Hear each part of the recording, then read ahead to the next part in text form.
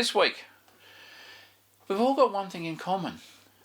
Whether you're the 1,000 people who subscribe to this channel or you're the 80,000 people that have watched the video, we have one thing in common.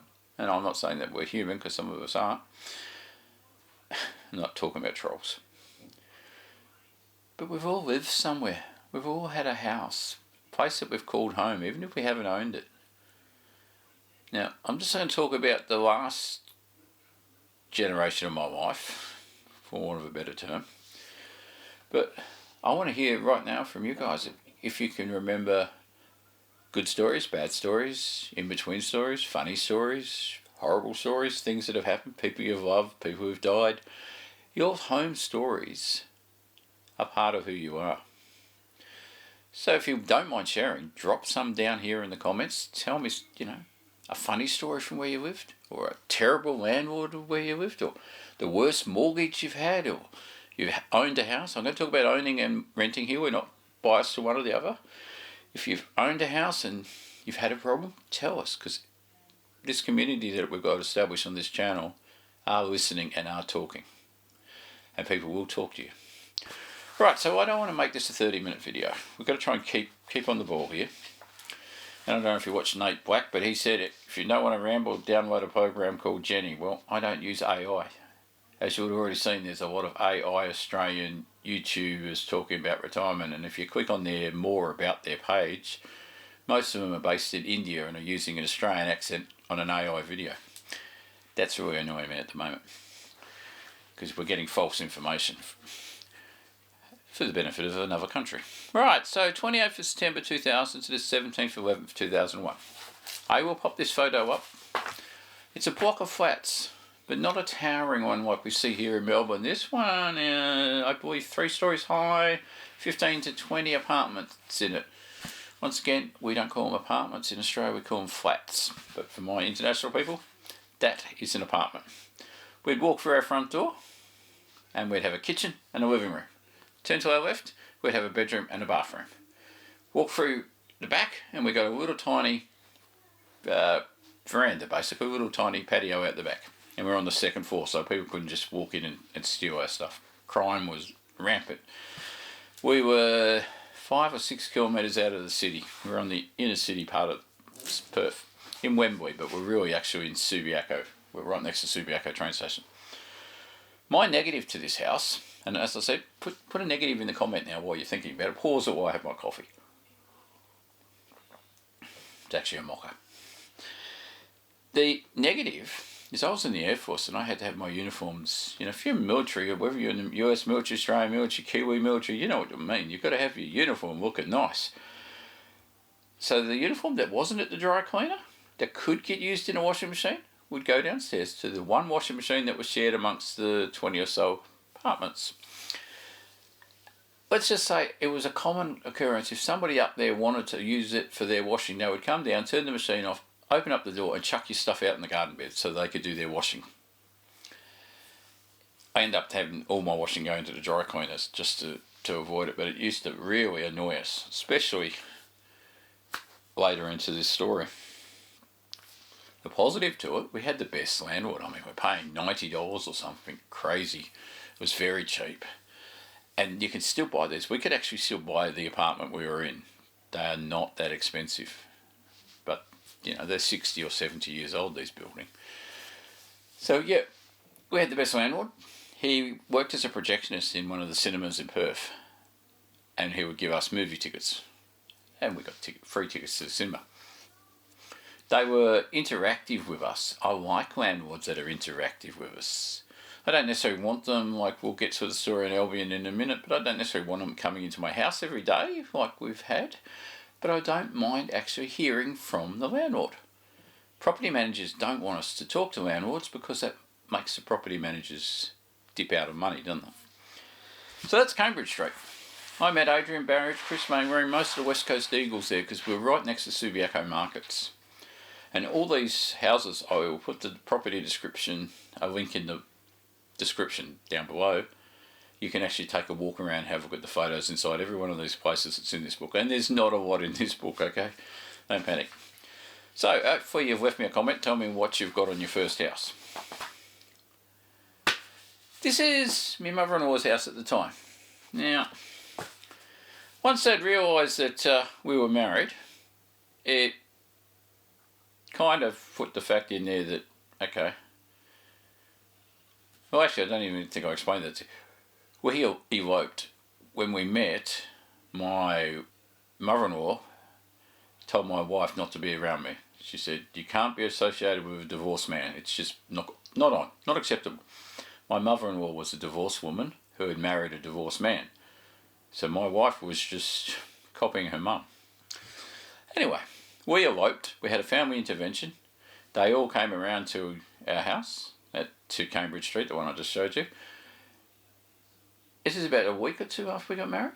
And they were banging on the door. This is mother-in-law, father-in-law, stepmother-in-law, stepfather-in-law. We opened up the door and they want to know what the hell's going on, kind of thing, you know. Who are you? What are you doing? We said, well, we got married. You didn't want anything to do with us. You told us to live our own life. And they said, well, you've only known each other 12 weeks. And we said, that's all right. We're right for each other. Look, 26 years later, we're still here, aren't we? And none of them are. So, did you have an ugly experience when you first got together with your partner? Once again, tell me down below. So, mother-in-law's house. And stepfather-in-law. We stayed here for 6 weeks. Pretty simple. 8 days after we had our first and only child, she came out of hospital. Mother-in-law wasn't going to have a bar of us staying in a flat. Come home to mum.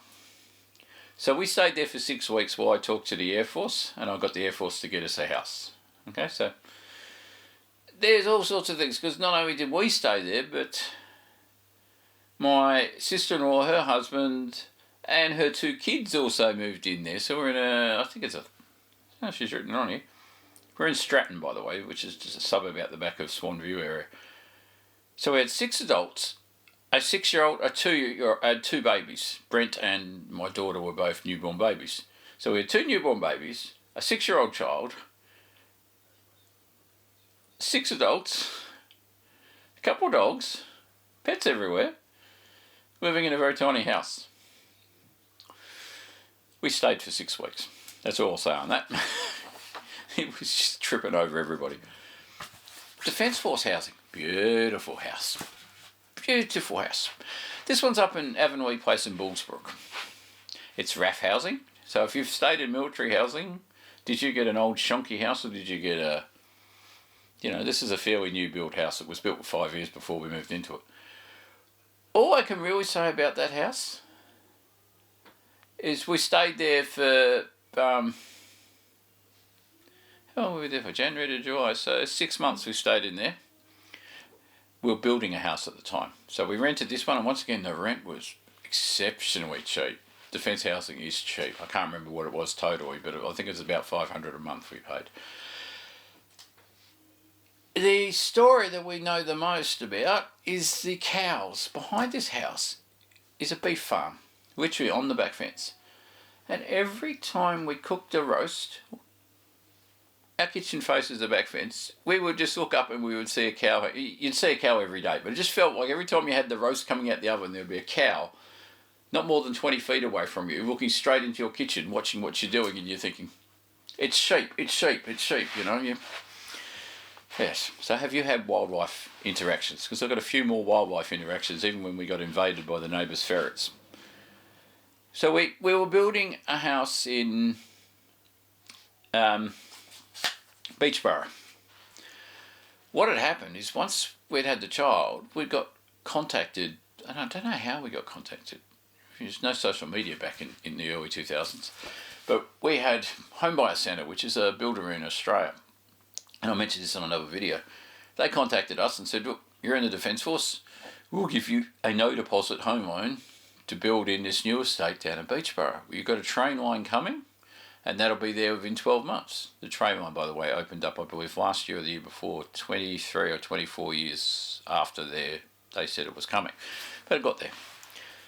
So, this is the first house I really can say I ever owned with my wife. We designed it, we built it, We painted the walls orange. We took away all the nice square doorways and made them nice round arches. And yeah, we picked this block of land out when my daughter was 1 day old.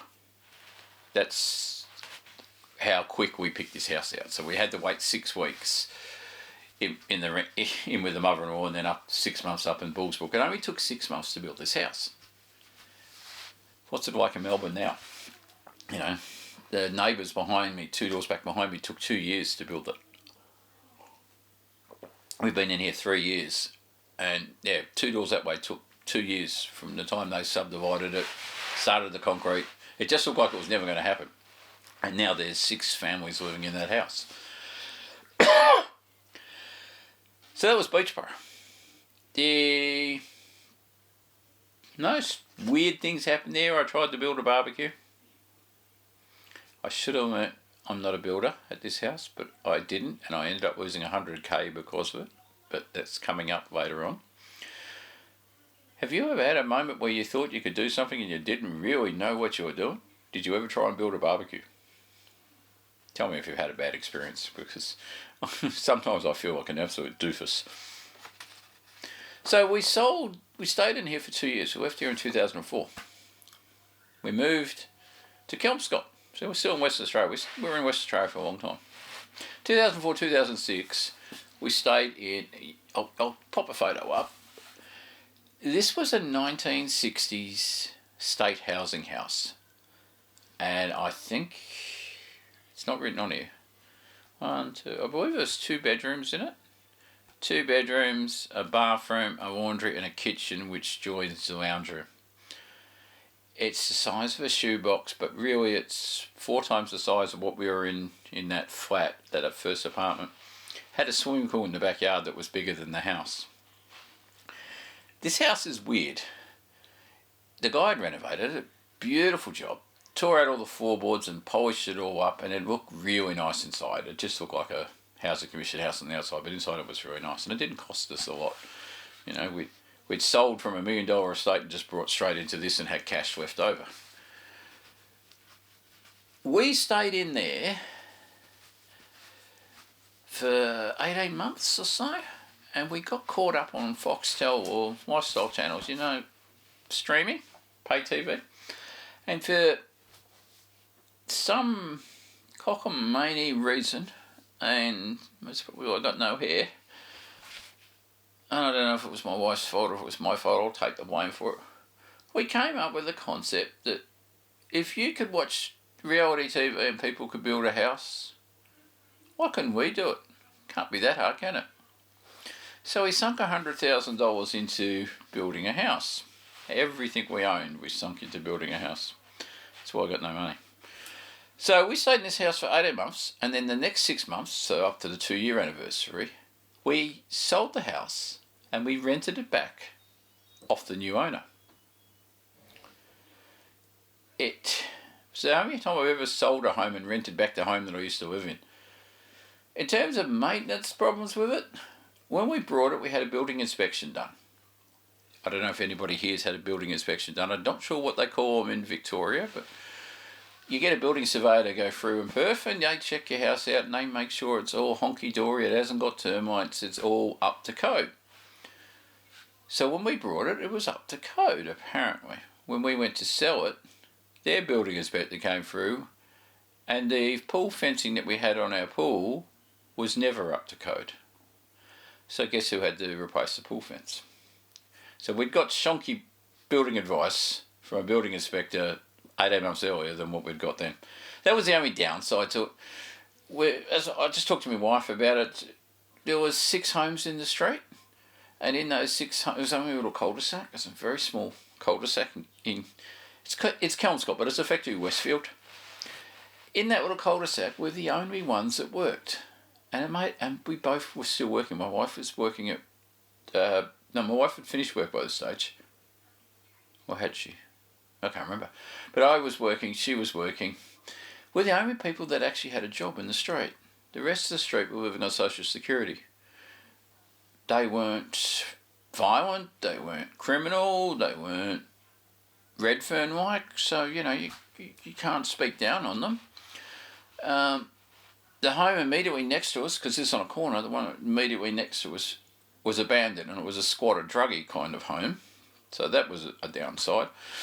And when you walk out our front door, the neighbour across the road had a Great Dane. The Great Dane used to stand as a 6-foot fence, and he'd stand with his feet on the fence, and he'd be peeking over the fence watching you. You had to have a dog. We always had dogs for this very reason, that you know we can't have a gun in the house in Australia, but we can have a dog. So we moved from that. We're trying to build. We're getting to the building one in a minute. It takes a bit to get to. So 2006, we've moved out of Kelmscott and we've gone 150 kilometres out to the bush. Because, you know, reality TV, you can build stuff, can't you? Yes. Everybody, jump in the comments, tell me that you believe reality TV is real, because as a 33-year-old, I was, 20 years younger than I am now. For some reason, my brain was just fried. So we got a block of land for about $5,000 or $6,000. No problem there. We brought a barn kit, no problem there. And I can actually show you what the barn looks like, because it was on the market again this week and it's just sold today. But we had to have a place to live. Now, when I started the earthworks up there, I did all the earthworks myself. I got a guy to come in and dump the sand, and I got a leveler, and I leveled out all the soil. Then I got the concrete in, and then I did the concrete myself, I'm useless at this kind of thing, but I got the foundations done. It's in an earthquake zone and had a major earthquake back when Meckering had its earthquake in the late 60s, so we had to build the sand pad up 1 metre from the ground so that we wouldn't fall over in an earthquake. I stayed in a caravan while we got the groundwork done. And then, once we were ready to put the frame up, we moved into a house around the corner. This house is a council house. Only place you can rent a house in a town with 15 homes is from the Shire office, okay, from the council. Not much I can say about it. It's your typical wheat belt home. The laundry is not in the house. So if you want to do your washing, you've got to go out to your back patio, and there's a washroom out the back that you do your washing in. That's very typical. I don't know what it's like in Victoria, but that's very typical of Western Australian 1960s and 70s and early 80s council buildings. These are built for road workers to live in with their family. They're not made to have yuppies from the city come up and live in. We took a cat up with us there who refused to leave when we moved across. We actually only moved like 6 homes up the road from this place. We just moved to the end of the street and across the road. Our cat wouldn't leave this house, and he stayed there. He went completely feral. So we were in here for around 6 to 8 months. This is the Klinga is the name of the town, and that's where my daughter started school. So were you settled when your child started school? Because we weren't settled. We were technically living as nomadics. We were building, and we had a 6-month rental, and we only had one school that she could go to, so couldn't have been a worse start for a school life. But hey, I went to 26 schools, My daughter's nowhere near that. This is my owner-builder completed project. We built this. We bought the land in 2004. We started building in July 2007, and we were out of there in January 2010. So 3 years of owning this house.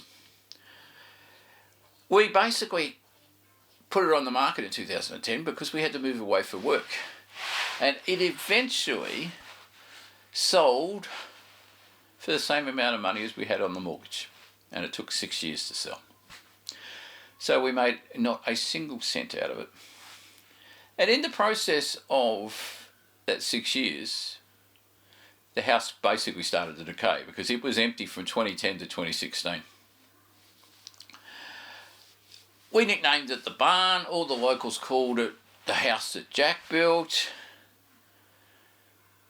We owned it for effectively 12 years, but we lived in it for 2.5.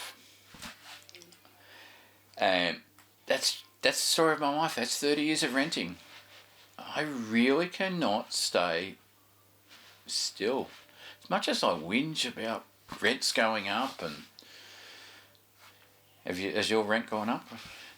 It's the big story on the news this week. All the rent's going. I'm waiting for the email. We can't have our rent go up until May this year, and it's July, so 2 months ago we could put the rent up. But yeah, I'm a real settled character when it comes to renting. I know what to expect. Rental inspections make me nervous because every time you get a different property manager, and every property manager has their own particular thing they want to look at, but it's the life we live. So this barn just sold, and it sold for $99,000. So in the it's effectively 19 years old, cost $100,000 to build, and it's now sold for $99,000.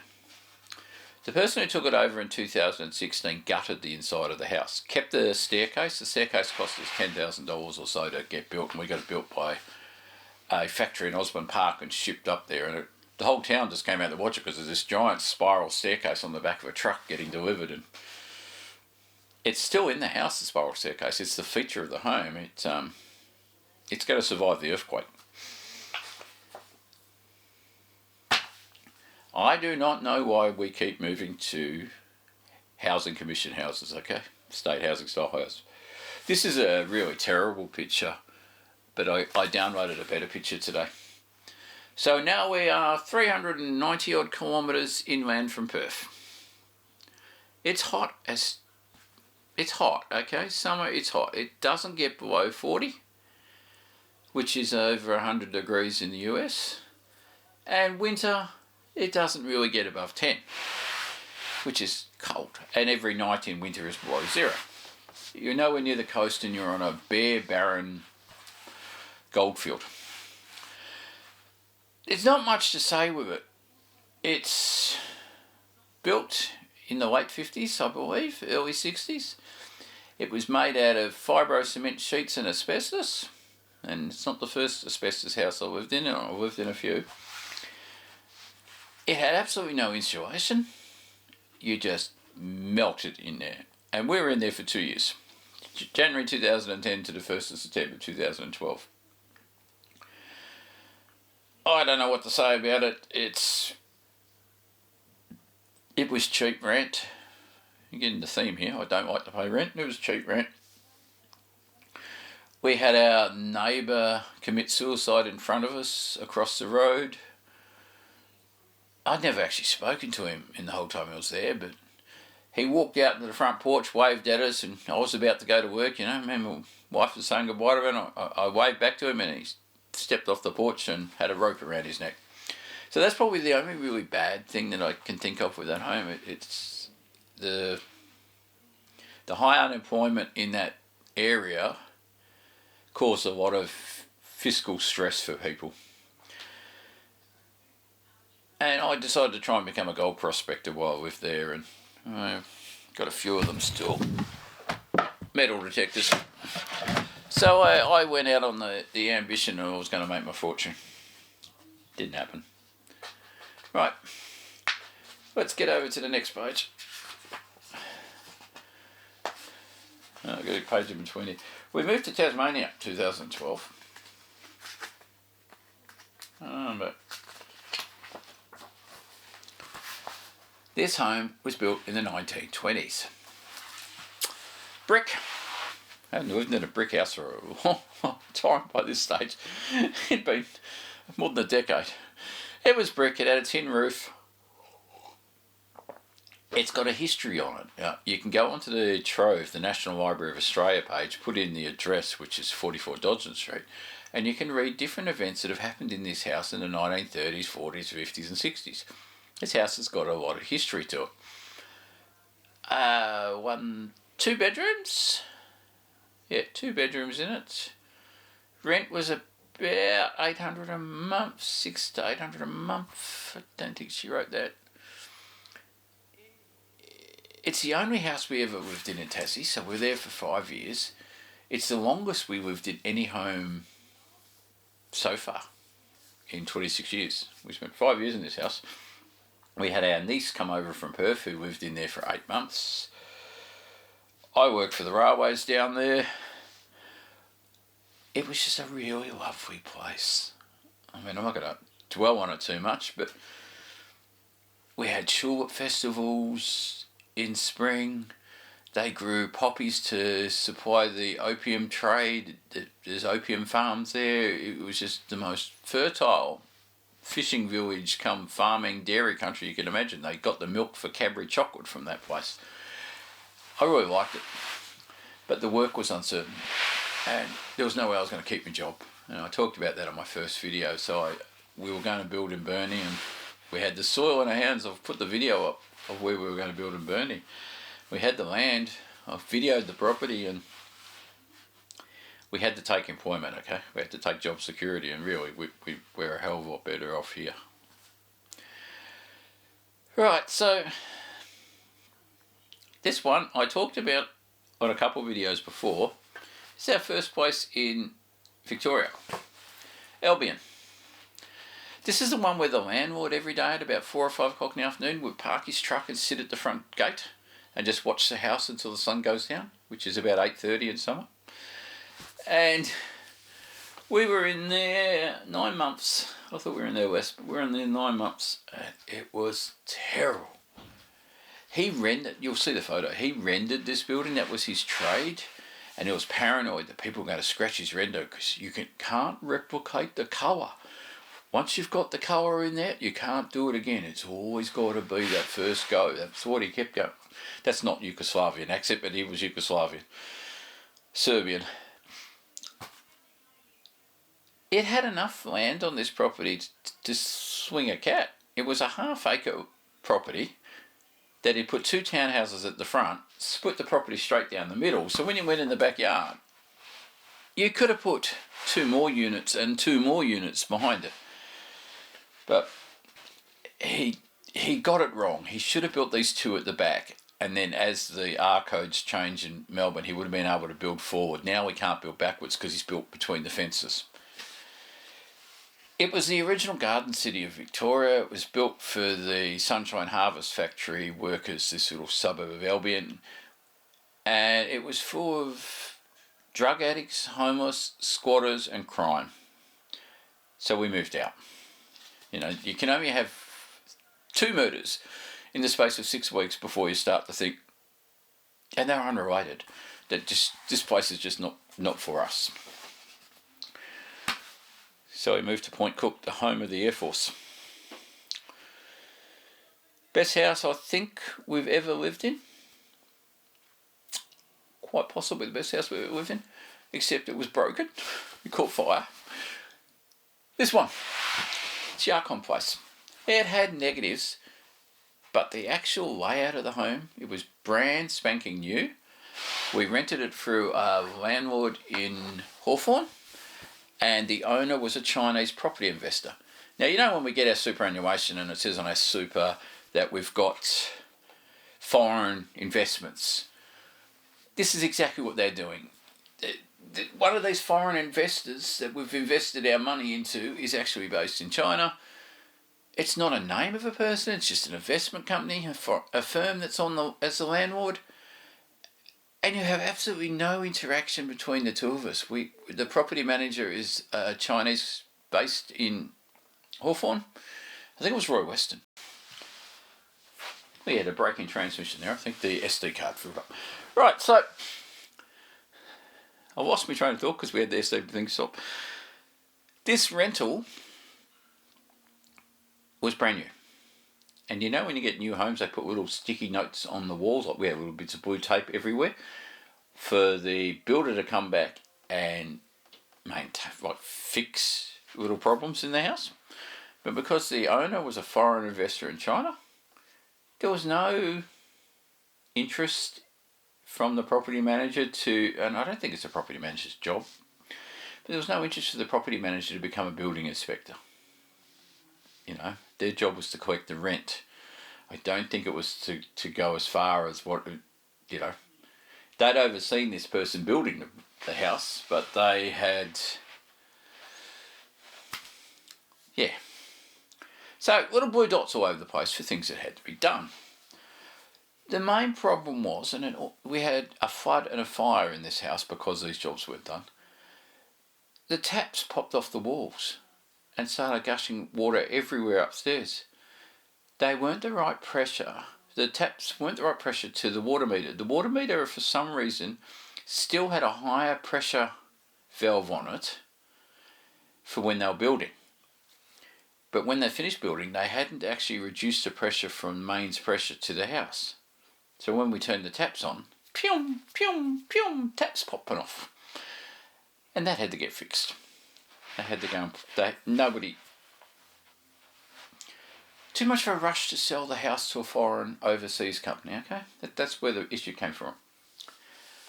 We get a knock on the door. Now, this is... I don't think we were in there. We were in there for 2.5 years. And we get a knock on the door. We've probably been in there a year. Just over a year. Nearly 18 months. Our neighbour could not speak a word of English. He was from China, and was a lovely guy. I mean, they'd come over and they'd give you stuff, and they you can communicate with people if you don't speak their language, but they were a nice couple. They were a very young couple, and they'd settled here. Anyway, he's banging on my door in the middle of the night, and he's trying to drag me out to the front of the house, and he's trying to say fire in Chinese, in Mandarin. And yeah, there's fire on my roof. The air conditioner's caught fire. We didn't lose the house, thank God. But when they had installed the aircon, guess what? There was stuff up there they hadn't finished taking out, and in that same rush to just get this house on the rental market and not finish building it, that was sitting there for over a year waiting to actually catch fire. So they had to replace the air conditioner in it. We'll move on from Yarkon because as much as we loved it, it could have killed us a couple ways. We almost got shot by flying taps, you know. So we moved around the corner, and we kept moving around the corner to Sanctuary Lakes. This house was great. We're in there for COVID mostly. Yes, COVID, horrible word. Our 5 kilometre exclusion zone was a swamp. You know, we're allowed to do 5Ks around your house for exercise. Well, 3/4 of that 5Ks was a swamp that you were forbidden to walk in. So we had that much of a 5K zone to walk in. We had Cheetham wetlands behind us. We had swans in our backyard. We had wildlife, and we had 1 million mosquitoes. If we could have had alligators, we would have, you know. It was what the Americans call a bayou. It was a swamp. It used to be a salt mine, and it was just a flooded wetlands, and its World Heritage listed. Not much more to talk about with that house. We stayed in there for a year, and we moved across the road. Literally, not the house across the road from us, not the house behind that, but the house in front of that. And we took our furniture, like our washing machines and all that, on trolleys around the corner on the street. You know, we did bring a movable truck in, but things like washing machines and fridges, I just put on a furniture trolley and I wheeled it around the footpath because it was 100-metre travel. We moved into this, which I think just sold for around about $2 million. This had a real lake behind it, Sanctuary Lakes. We literally had swans in the house. There was no pool fence between us and the lake, so all the bird life in there would happily come up into the home. This house was crazy. We got it because it was reasonably cheap. It was costing us around $2,000 a month, and it's now renting for $5,000 a month. So, in 3 years, it's gone up by more than double. This was owned by an Indian investor based in India, not based here, and he would fly back here. You know, he had another couple of rentals in Sydney. He was quite wealthy. But they'd built it originally to move an Indian family into. And for whatever reason, the domestic situation didn't work out, and he returned to India, and he was just keeping his investment property there. So this house had 5 bedrooms. Every bedroom had a walk-in robe. Every bedroom had an ensuite. Plus you had a bathroom. So you had a 6-bathroom house. You had 2 retreats. you had multiple living rooms and a lounge room, as well as an alfresco area and a lake which faced the golf course built by Greg Norman. I mean, it's as close to resort living, you know, we're living the life here. We started getting water dripping through from the kitchen, didn't we? Once again, we're trying to tell the property manager. Property manager's calling India. He don't want to know about it. You know, white Australian man just complains too much. Water's dripping more and more. Property manager's been out multiple times, so they get an insurance agent come through, and the insurance agent says, well, it's not storm damage. And that gets up and down. While we're cooking, the entire sheet of plaster in the kitchen fell down onto a hot stove with burning oils and just about totally killed us. And I just walked out of the kitchen when the first floor had collapsed into our downstairs kitchen. That was pretty much the end of us living in that house, I can tell you. He decided he was going to put the house on the market. If you ever had a real estate agent tell you they're going to put the house on the market, well, he decided he was going to put the house on the market. What he was going to do was fix the house up with us out of it, which is fair enough. He gave us 120 days notice to move, and we moved to where we are now. So we've been in here 3 years and 2 months now. What annoyed me with this guy is to evict us from the house, he had to give a reason, because we had a contract. The fact that it was falling down around us, it wasn't a good enough reason. He put on the eviction notice, intent to sell house. You can't legally rent that house out again. You can't use that as a reason to evict someone just to put it back on the market. And that's exactly what he did. As soon as we got out, he fixed the roof in a space of a week and had people renting it again. But not at $2,000 like we were paying, but at $5,000. It was about $4 then, it's gone up to $5 now. But he doubled the rent, and just by getting us out of there, he managed to double the rent. And we got to see that he did a bodgy job on the part. He just plastered it up. So whatever it was coming through a downpipe, where the air conditioner was feeding into the downpipe, it had somehow, you know, when you've got 6 bathrooms, there's water everywhere. All the bathrooms upstairs, the water's all coming downstairs. Alright, well, this video's gone on way too long, but thank you if you've watched this far. Definitely leave me some comments down below and tell me all the good and the bad and the in-betweens of what you've had in your rentals. Next week, I've had a few requests and I had another one tonight. We're going to talk about 500k, is it enough at 60? And we'll get to you 67. So that is the plan for next week. I'm going to get back to talking about superannuation and stop talking so much about my life stories, because I don't know if you want to hear them all. Let me know if you want to hear more stories. I've got more. All right, stay safe, people. I'll talk to you in a week.